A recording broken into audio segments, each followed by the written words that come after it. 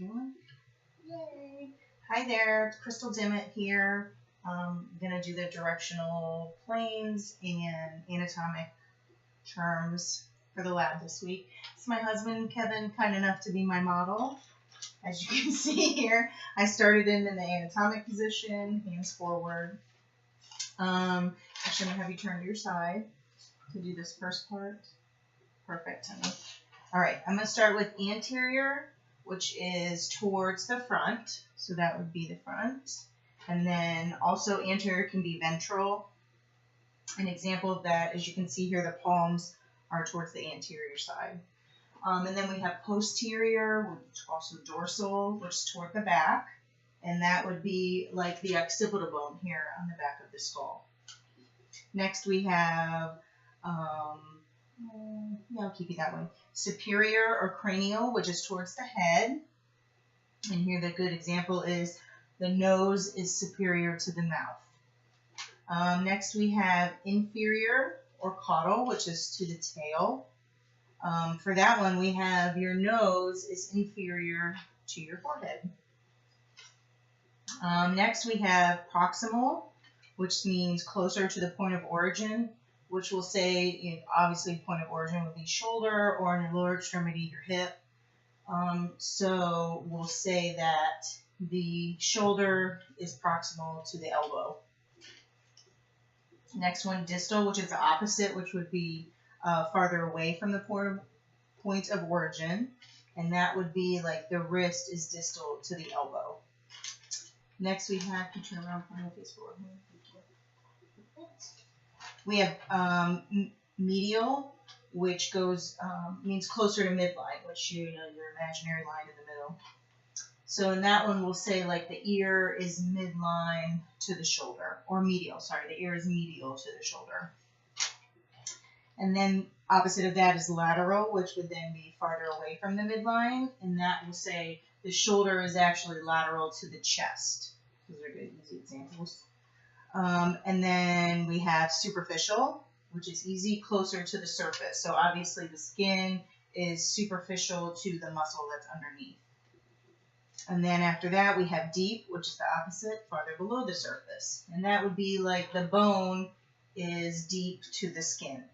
Can't see that, but that's how it is. All right, so next we're going to do body planes. First one we're going to do is the sagittal plane, which divides into right and left sections. Two variations of that. One is the mid-sagittal, which would be completely midline and is equal left and right.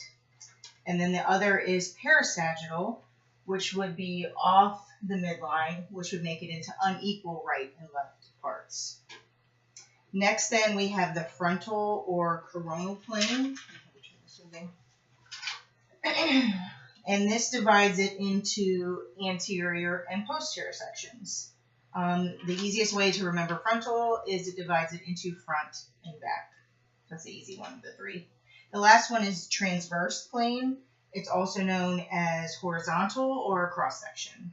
This divides the body into superior and inferior parts.